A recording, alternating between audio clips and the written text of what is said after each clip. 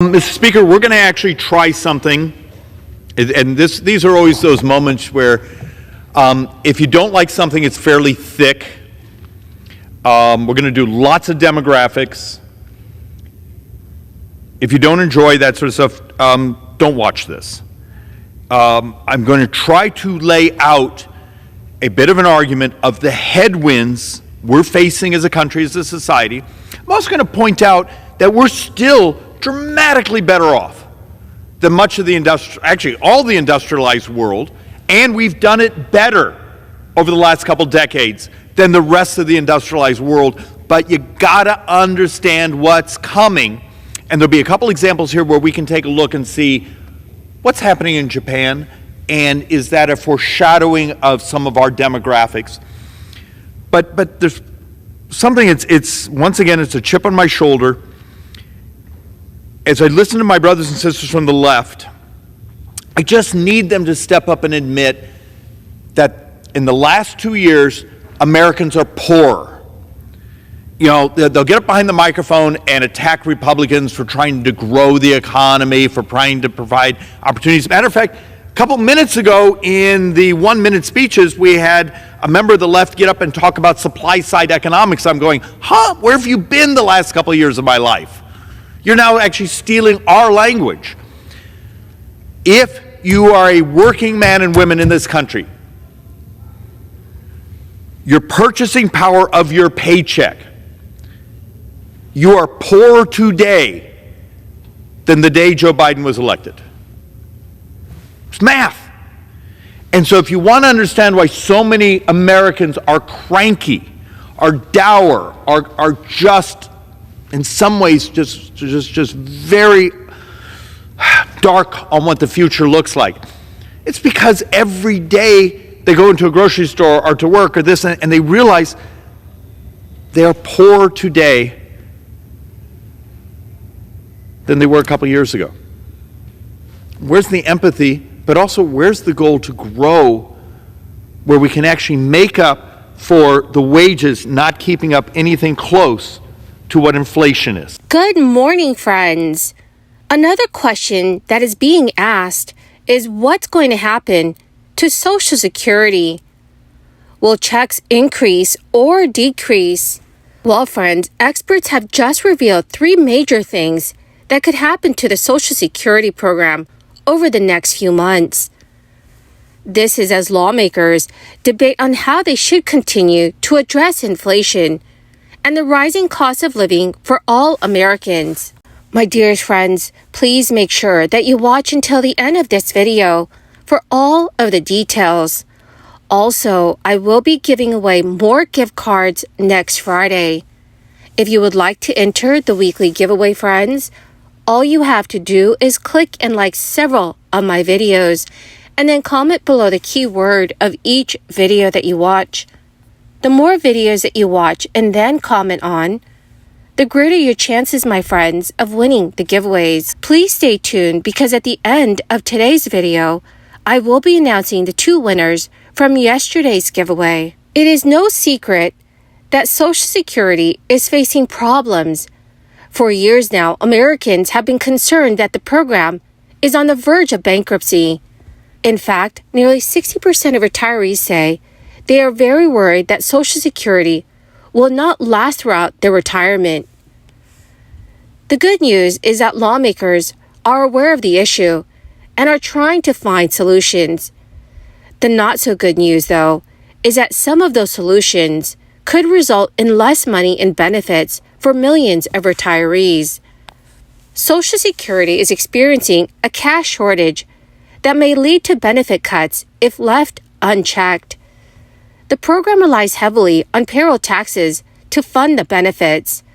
But in recent years, the money coming in from taxes has not been enough to cover all of the benefits that need to be paid out.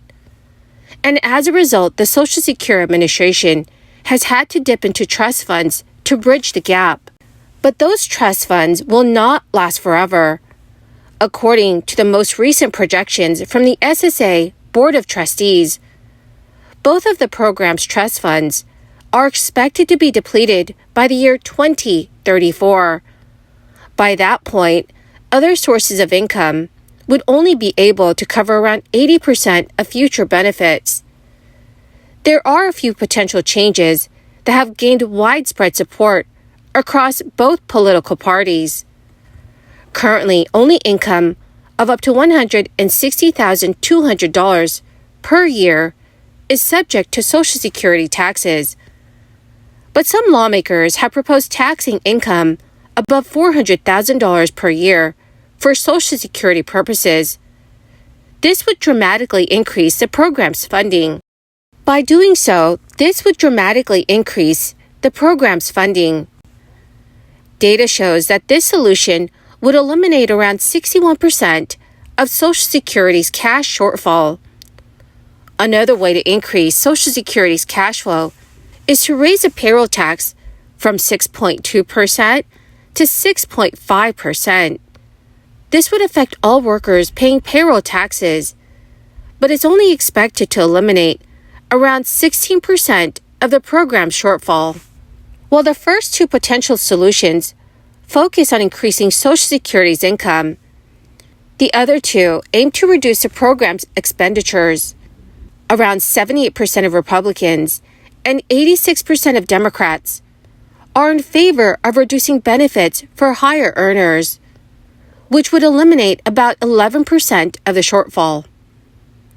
Another option for reducing the program's spending is to gradually raise the full retirement age from 67 to 68 or beyond, with some lawmakers even proposing raising it to 70 years old. So, dear friends, what do you think should be done to address Social Security's funding shortfall? Please let me know what your thoughts are in the comment section below. Now, friends, the latest report from the Commerce Department shows that inflation may continue to cool down, but there's also some changes for American consumers. The Federal Reserve's preferred inflation gauge eased further in March, a sign that the central bank's massive rate hike campaign is taking hold. The Personal Consumption Expenditures Price Index rose 4.2% for the 12 months that ended in March. That is down from an upwardly revised 5.1% in February. The closely watched core PCE index, where the more volatile components of food and energy are excluded, trended down as well. The Fed's go-to gauge was up 4.6% for the year, a slight easing from the 4.7% growth that was notched in February.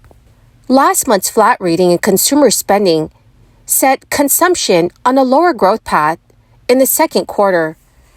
It is likely reflected that Americans are becoming more averse to higher prices, as well as the expiration of the temporary boost to the SNAP benefits that was authorized by U.S. Congress to help low-income households with the hardships of the crisis. Researchers from the Commerce Department's Census Bureau estimated the end of the extra benefits had resulted in roughly 32 million Americans receiving smaller monthly SNAP payments. They estimated that a household of four with a net monthly income of $2,000 was now receiving $600 less in food stamps each month. The Fed is still expected to increase interest rates by another 25 basis points next week. The U.S. Central Bank has raised its policy rate by 475 basis points since March of last year, from the near zero level to the current 4.75% to 5% range.